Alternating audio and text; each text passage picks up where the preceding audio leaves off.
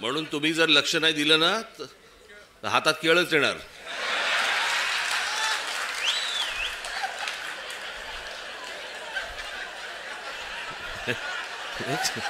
एक सांगितलं तुम्हाला.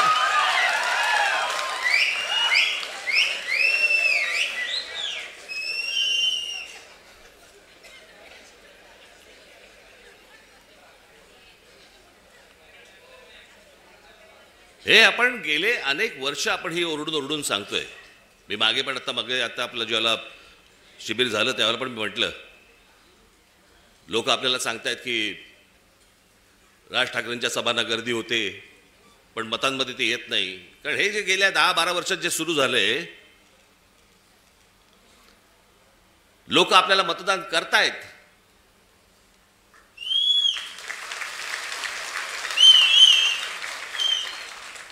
पण या सगळ्या भानगडीमधनं आपल्याला दरवेळेला पराभव पत्करावा लागतो. अनेकांना वाटेल की बाबा मी काहीतरी कारण देतोय. कारण काय द्यायची? अख्खा देश बोंबलतोय. आणि या सगळ्या प्रक्रियेमधनं मग सत्तेमध्ये यायचं आणि मग हवी तशी सत्ता राबवायची. बरं, आपण काय सांगतो आहोत त्यांना?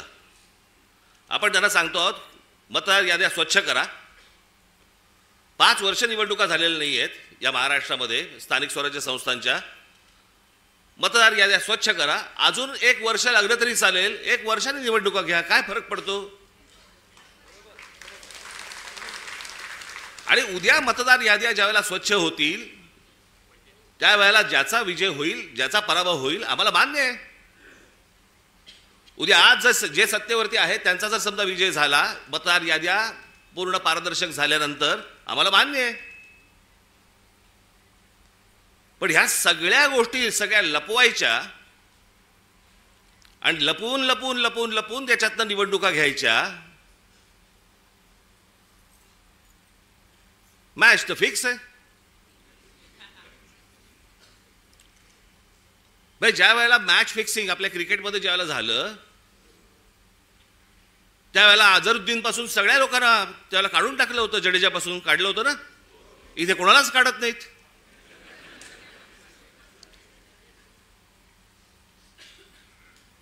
मुख्य निवडणूक आयुक्त काय सांगतात म्हणे, सीसीटीव्ही कॅमेरामधलं जे काही शूटिंग आहे ते म्हणे प्रायव्हेट आहे. प्रायव्हेट काय काय काय त्यांनी शब्द वापरला? हा, त्याची प्रायव्हसी कसली आली? एखादा माणूस मतदान कुठे करतोय, मत कुठे देतोय, ही प्रायव्हसी असू शकते. मतदार कसा प्रायव्हसी त्याची असेल जपायची? आम्हाला माहिती आहे की मतदार कोण आहे ते. जे पटत नाहीत, जे पचत नाहीत, असे कोणते तरी उत्तर द्यायची आणि त्याच्या सगळ्या भानगडीमध्ये या सगळ्या निवडणुका घ्यायच्या आणि मग सत्तेमध्ये आल्यानंतर वेडवाकडं कसंही वागायचं. जे मी त्या दिवशी तुम्हाला सांगितलं असं, या सगळ्या राज्यांवरती, ह्या सगळ्या शहरांवरती त्यांचा सगळ्यांचा डोळा आहे. बाकीचे सगळे तर गेलेच आहेत घरंगळत. आजची बातमी, आजची किती आपण आपला सगळा स्वाभिमान किती घाण टाकायचा, याला काही मर्यादा? ते कुठे आणले पेपर आहेत ते?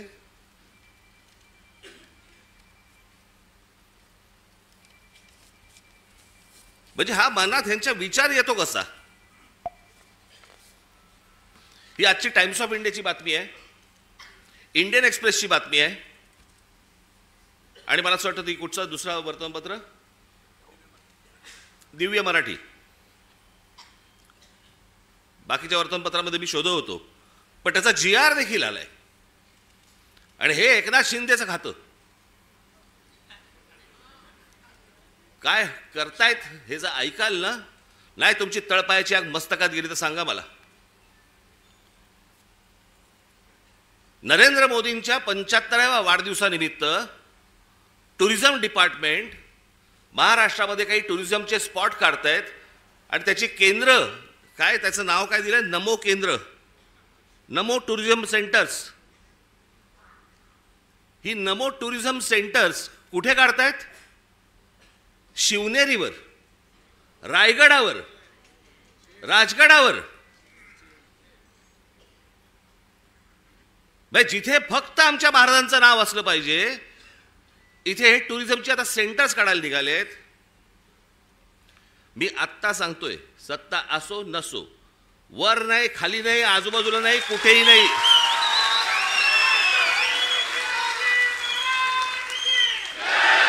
उभं केलं की फोडून टाकणार.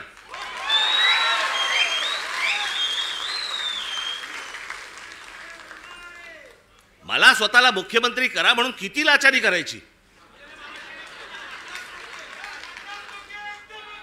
बरं, हे वरती पंतप्रधान देखील माहिती नसेल की खाली काय चाटुगिरी चालू आहे. इथपर्यंत हे कशात येतं? ही सत्ता डोक्यात गेली ना की आम्ही वाटेल ते करू. शिवाजी महाराजांचे गडकिल्ले असू देत, नाही तर काही असू देत, मला मुख्यमंत्रीपद मिळालं पाहिजे, मला सत्ता मिळाली पाहिजे, मला जे समोर दिसेल ते मला मिळालं पाहिजे.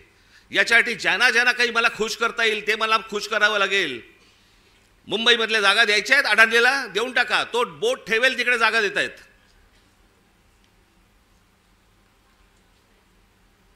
हे सगळं येतं सत्तेतून, सत्ता येते याच्यातून. म्हणून तुम्हाला बारीक लक्ष ठेवायला लागणार आहे. आणि याच्यासाठी म्हणून तो आपला उद्याचा 1 तारखेचा आपण मोर्चा काढतो आहोत. दणदणीत मोर्चा झाला पाहिजे, दिल्लीपर्यंत कळलं पाहिजे महाराष्ट्रामध्ये काय आग पेटली ती.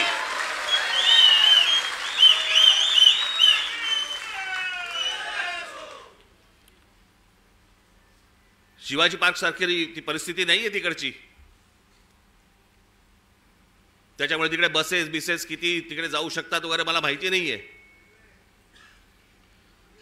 पण तुम्हाला, माझ्या खास करून माझ्या महाराष्ट्र सैनिकांना, मी आज हे आमचे चॅनलचे सगळे बांधव भगिनी आले, त्यांच्या मार्फत मी माझ्या सर्व महाराष्ट्रातल्या सर्व मतदारांना, माझ्या महाराष्ट्र सैनिकांना, सर्वांना मी सांगतोय की या मोर्चात सामील व्हा. महाराष्ट्रामध्ये काय प्रकारचा राग आहे हा या मोर्चामध्ये तुम्ही दाखवा. तो व्यक्त करण्यासाठी म्हणून तुम्हाला तिकडे यावं लागेल, सर्वांना यावं लागेल. आज नोकरी होती, बॉसने नाही सांगितलं, बॉसला मारा.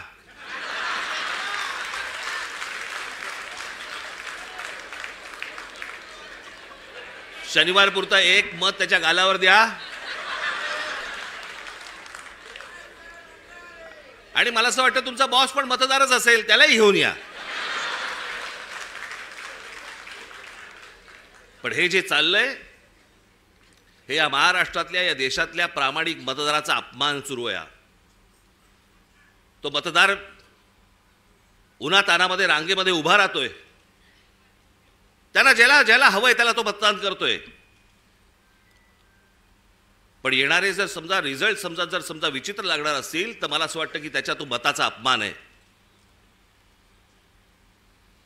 हे सगळं सुधारलं पाहिजे, हे सगळं नीट झालं पाहिजे. या देशातल्या निवडणुका पारदर्शक पद्धतीने झाल्या पाहिजेत. उद्या जय कोणाचा पराजय कोणाचा आहे ते निवडणुकीनंतर बघता येईल, पण निवडणुका तरी पारदर्शक झाल्या पाहिजेत. अहो, हे मशीन्स तर कुठेच नाहीत जगात. अमेरिकेसारख्या देशामध्ये, सगळ्या पुढारलेल्या देशांमध्ये आजही तिथे बॅलेट पेपरवरती सगळे मतदान होतात. 3-4 देश आहेत जिकडे वोटिंग मशीन वापरलं जातं, तेही कुठे? आफ्रिकेत. पण जेवढे म्हणून पुढारलेले देश या जगामध्ये आहेत त्या सगळ्या ठिकाणी बॅलेट पेपर वापरला जातो. बरं, हे मी एकटा नाही बोलत आहे, हे पंतप्रधान नरेंद्र मोदी देखील बोललेत. त्यांचाही एक व्हिडिओ माझ्याकडे आहे, माझ्याकडे खूप आहेत.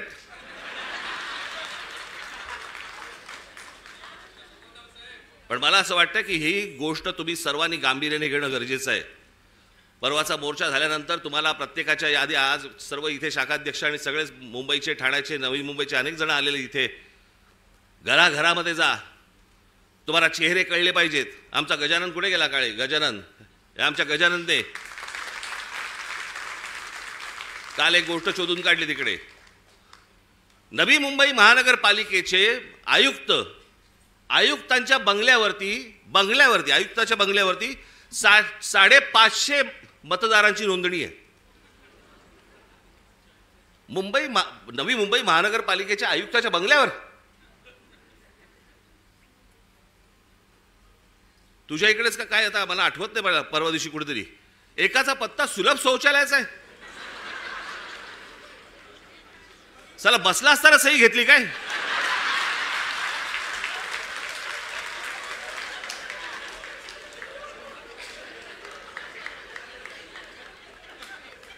काहीही सुरू आहे. आणि मला असं वाटतं हा काही पोरखेळ नाहीये. हा तुमच्या आमच्या सर्वांच्या आयुष्यातली प्रत्येकाची 5-5 वर्ष जात आहेत. मी नेहमी सांगत आलो, माझा पुनर्जन्मावरती विश्वास नाहीये. या जन्मामध्ये ज्या काही गोष्टी आहेत तुमच्या, या महाराष्ट्राचं भलं झालं पाहिजे, या महाराष्ट्राचं काही चांगलं झालं पाहिजे, याच्यासाठी म्हणून मी स्वप्न पाहतोय, तुम्ही स्वप्न पाहतात. आणि त्या स्वप्नांची जर राख रांगोळी जर समजा ही मशीन्स करणार असतील, काय उपयोग आहे निवडणुकांना? आणि म्हणून मला तुम्हाला फक्त सांगायचं आहे की परवाच्या मोर्चाला दणदणीतपणे तुम्ही याच, पण त्याच्यानंतर घराघरामध्ये जाऊन तुम्हाला चेहरे कळले पाहिजेत, कोण मतदार आहेत, कोण उतरतायत, कोण जात आहेत. हे प्रत्येक ठिकाणी जे सगळे दुबार बिबार भरलेत, हे सगळे नष्ट केले पाहिजेत. आणि अत्यंत चांगल्या पद्धतीने या महाराष्ट्रामध्ये निवडणुका झाल्या पाहिजेत. बाकीच्या ज्या काही कायदेशीर ज्या काही गोष्टी करायच्या आहेत त्या चालू आहेत, ते करणं सुरूच आहे. तुम्हाला 1 तारखेला अनेक गोष्टी समजतीलच काय काय पुढे सुरू आहे ते. आणि टप्प्याटप्प्याने आपल्याला पुढे जायला लागेल. ही एक खूप मोठी लढाई आहे. ही आपल्याला सर्वांना एकत्र लढावी लागेल, महाराष्ट्राला लढावी लागेल. प्रत्येक वेळेला महाराष्ट्रानेच पहिलं पाऊल पुढे टाकलेलं आहे. यावेळेला देखील पहिलं पाऊल महाराष्ट्रच टाकेल. आणि म्हणून तुम्ही सर्वजण मोठ्या संख्येने येत्या 1 तारखेला आपण दणदणीत पद्धतीने सर्वजण तिथे हजर राहाल अशी एक आशा अपेक्षा बाळगतो. मग अशी म्हटल्याप्रमाणे तिकडे बसेस बिसेस सगळं किती होऊ शकणार आहे मला माहिती नाही आहे, कारण शक्य नाही होणार. त्याच्यामुळे मी स्वतः लोकलने येणार आहे.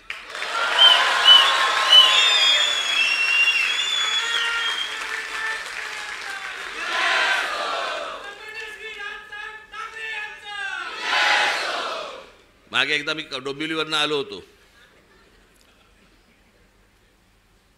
जातानाच मी खूप वर्ष झाली त्याला, बरेच वर्ष झाली त्याला, 3-3.5 तास लागले हो मला डोंबिवलीला पोचायला. गचा गचा गचा गचा गचा चालू आहे आपलं तिकडे त्या खड्ड्यामधनं. ट्रॅफिक जॅम, तो सगळा तो तुमचा शिळफाटा. तिथे पोहोचलं की तो शिळफाटा फाट्यावरच मारतो.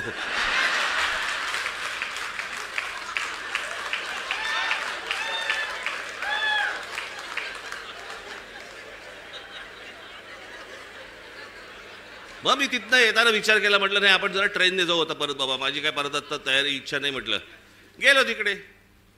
मग आमचे हे सगळे पत्रकार बांधू, एक गर्दी तिकडे. बरं तोपर्यंत त्यांना माहीत नव्हतं मी रेल्वेने प्रवास ह्याच्या अगोदर केला आहे तो. मी जवळपास 2 वर्ष मी जे स्कूल ऑफ आर्टला जाताना मी हार्बरने जायचो. त्याच्यामुळे डबे कुठचे येतात वगैरे मला नीट माहिती होतं. मी उभा होतो, गाडी हळू झाली, मी बघितलं लेडीज डबा, महिलांचा डबा होता. हे सगळेजण ताबाताबात होते, सगळे कॅमेरे बिमेरे पत्रकार सगळे. मी आपलं जाताना फक्त एवढंच केलं, हे सगळेजण त्या महिलांच्या डब्यात शिरले, मी मागच्या डब्यात शिरलो.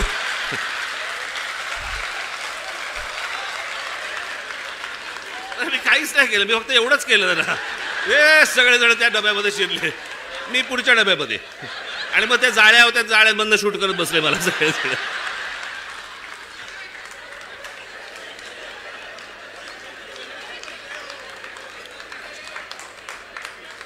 असो, तर मला काय सांगायचंय माझ्या पत्रकार बांधवांना समजलं असेल.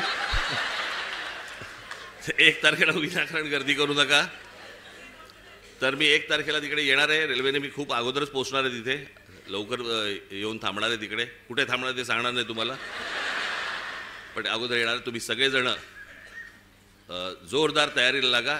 1 तारखेला तर या, पण त्याच्यानंतर प्रत्येकाला घराघरामध्ये जाऊन सर्व मतदारांना आपण भेटा, त्यांच्याशी बोला, मतदार यादीमधलं नाव सगळ्यांची चेक करा. आणि मग जेव्हा कधी निवडणुका होतील, जेव्हा कधी काय होतील, त्यावेळेला आपण निवडणुका लढू. तोपर्यंत आज जे पाहिलंय ते घराघरापर्यंत पोचवा. धन्यवाद.